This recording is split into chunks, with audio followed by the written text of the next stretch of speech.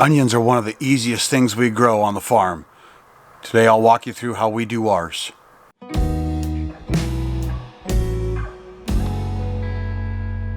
Hey everybody, welcome to another episode of Lonely Pines Farm. So if you've been following us, you know that Laura and I love to cook. And whenever we're cooking, we need more onions and more garlic. So this year I went overboard and I bought some serious amounts of onions. Or at least serious for us. We're a small farm, let's keep that in mind. So this year we went back to Territorial Seed and we bought 3 different types of onions from them. We had great luck with the onions last year, although we did move shortly before they were due to be pulled, so they didn't get to go to full maturity. But we had great germination and everything was looking good up until the point we did take off. So the first onion we're going to grow is a traditional white onion. It's called the Patterson. And this has a 4-inch white globe. It's supposed to be specifically picked out for the Pacific Northwest. One of the best growing onions that we can grow around here. We like to mix things up when we're cooking. We do like to have a white and a red onion, so we're going to go with the Ruby Ring. That's a Spanish red onion, about a 3-inch globe. Supposed to also be very hardy in the Pacific Northwest and Northeast. The third onion we're going to grow is a green onion. It is a ramrod. Supposed to be also picked out for the Pacific Northwest. Very hardy. So like I said earlier, I'm a firm believer that there's a lot of different ways of doing a lot of things correctly. There are a few ways of doing things wrong, but I'm going to show you how we plant our onions. Like I say, I've got about 8 grams worth here. That should be about 800 onion seeds. We're going to do them in 2 batches. This is January 22nd. We're going to plant about half of them today in flats, and then we'll plant the other half roughly in a month. The intent is our first batch will be able to sell at our local farmers markets and kind of a CSA of sorts for our neighbors. And then the second batch we plan on hopefully being able to store for the winter. All 3 of these, the Ruby Rings and the Pattersons are both supposed to be great storage onions, lasting a lot longer than a lot of other onions do. And you can never have too many green onions on hand, right? So let's get busy. So the first thing you're going to need is some sort of medium to put your seeds into. I have pretty much given up on seed starting mixes. I have better luck, honestly, with an organic potting soil nowadays. This particular one is from Carpenito Farms. I don't think it really matters which one you get as long as it is light and airy. This one has some aged fir bark, compost, some calcium, bone meal, feather meal, blood meal, all sorts of good stuff in there, and I've never had it burn out a seed yet, so that's what I'm using. Onions are extremely hardy. They want to grow. They're easy to grow, you guys, and they take off in this stuff, so this is what I'm going to use. Next, what we need is a couple of containers to put our mix into.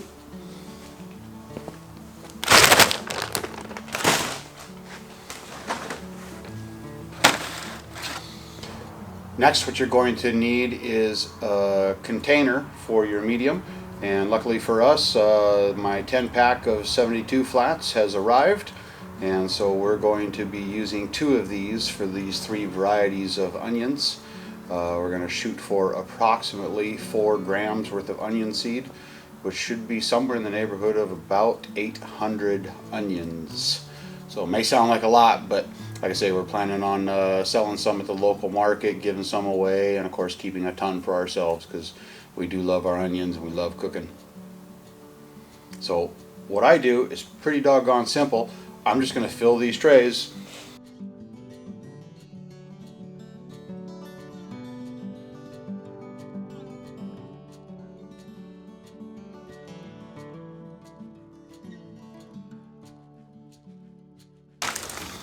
And then I just smooth them out by hand. Any larger chunks I'll break up. And then I just go through and brush off the excess. I saw a pretty good trick the other day. A guy was filling up his trays and he just had a old stiff bristle broom. He just brushed the broom across the top of it. Works fantastic. Might have to try that next time I break a broom handle. Okay, so there is our seed starting mix. Now, one thing I do like to do is label all of our veg. It's pretty easy to tell the ramrods from the ruby rings, for example, but the ramrods from the Pattersons. So I highly recommend that you do label everything that you plant. These are not going to grow in the ground for 8 to 10 weeks, and by that time I know I will have forgotten which ones are in which tray. So I make up just some little popsicle sticks, got their name written on them, and I'm just going to divide this up into 2/3 each. Now, all seeds do need a good base of soil for their roots. So one thing I do when I have my flats filled up, take it and put it on top of the other one and just give it a light push down, and that will compact the soil a little bit so we have a nice firm base there.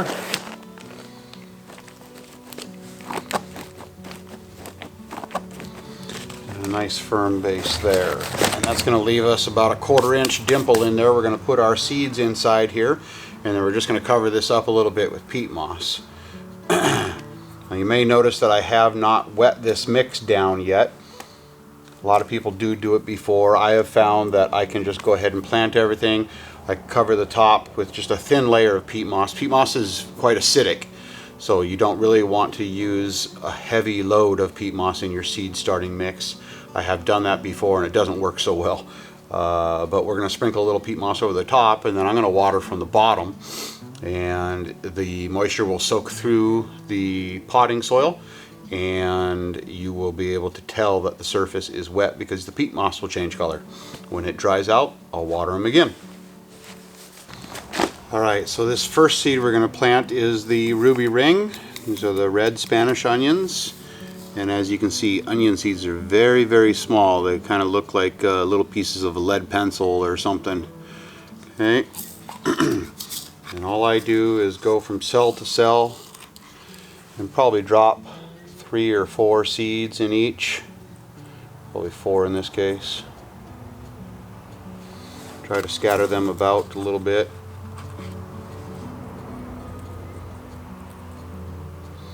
So one thing to keep in mind when you're picking out your onions is that there's 3 different types. There's long day onions, short day onions, and intermediate day onions. And what that is in relation to the United States, anything north of about the 40th parallel is considered a long day, meaning it'll have 12 to 15 hours of sunlight. Anything south of that, I believe, is 10 to 12 hours of sunlight during the day. So certain onions need more light before they actually bulb. So make sure that you choose the appropriate onion for your location. They'll probably still grow, but they won't reach a good maturity. So it does pay to do your due diligence and get the proper onions. These are all long day varieties, and they will typically germinate in about a week, maybe a week to 10 days. So I'm going to plant up 40 cells this style.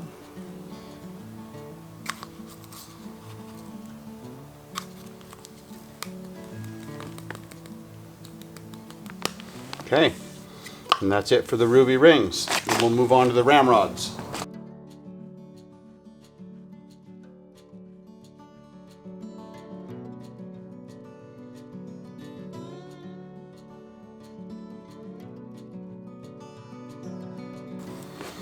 Another pretty cool thing about onions is their pungent odor actually helps keep pests away.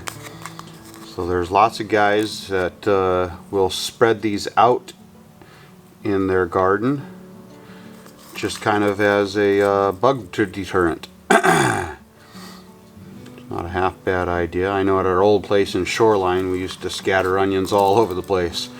That was mostly because we didn't have any room to grow. Now that we've got some space, we'll probably plant them in blocks. Maybe 35 or 40 of them in a bunch. And like I say, I do plan on doing a second planting in about a month.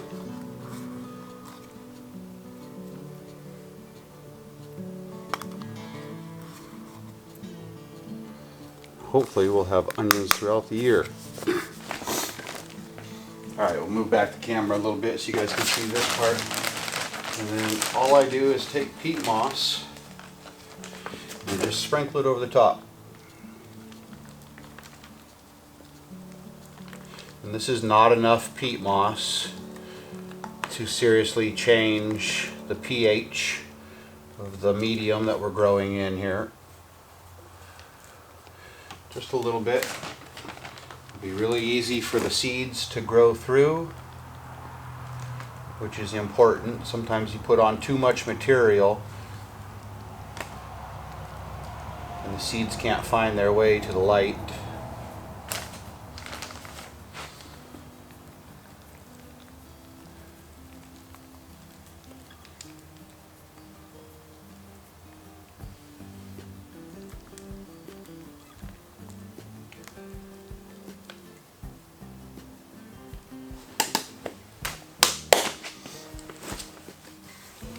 Rub it down a little bit,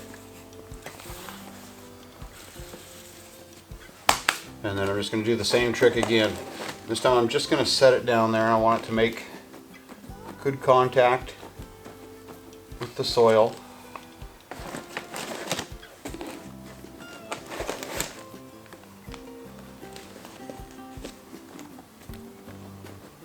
Not pressing down very hard, just a little bit. And then we'll mark them. You know, these first 4 ramrods. Everything else there was Patterson. These 8s were ruby rings.